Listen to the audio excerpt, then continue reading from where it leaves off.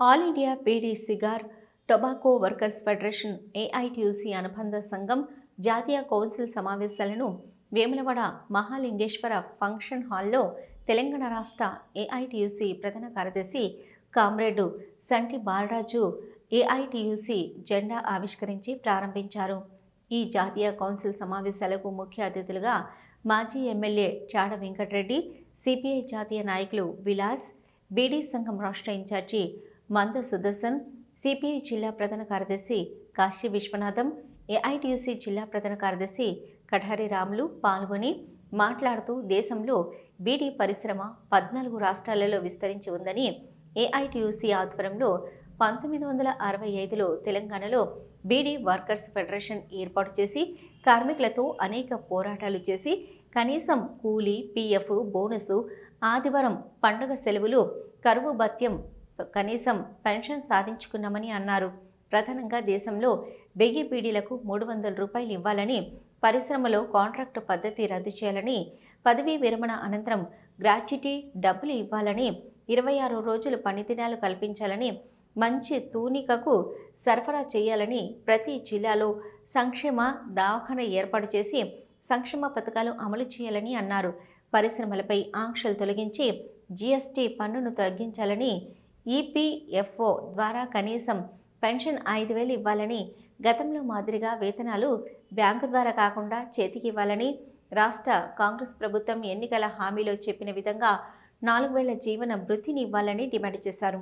ఈ కార్యక్రమంలో బీడీ సంఘం జిల్లా ప్రధాన కార్యదర్శి అజ్జవేణు, శ్రీగాథ, దేవదాసు, వడ్డేపల్లి లక్ష్మణ్, పండగ పోచమల్లు, సుంకనపల్లి శాంత, గాజుల రాధతో పాటు దేశవ్యాప్తంగా 14 రాష్ట్రాల జాతీయ కౌన్సిల్ సభ్యులు పాల్గొన్నారు.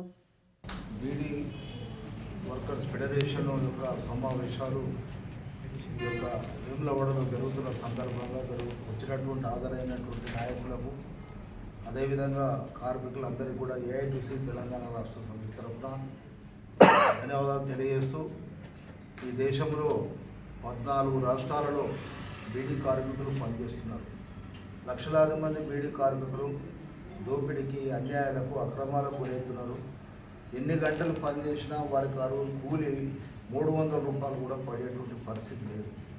అదేవిధంగా ఏంటంటే వాళ్ళు రోగాల బారిన పడుతున్నారు.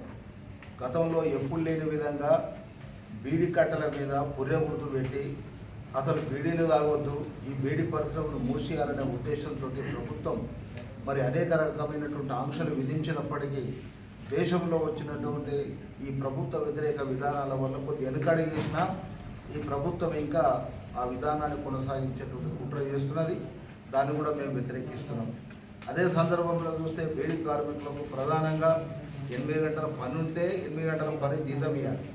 దానికి మరి మేము అడుగుతున్నది 26,000 రూపాయల కనీస వేతనం ఇవ్వాలి. నెలకు ఎన్ని గంటలు పని చేసినా 26 గంటలు 26,000 రూపాయల జీతం ఇవ్వాలని చెప్పి డిమాండ్ చేస్తాం.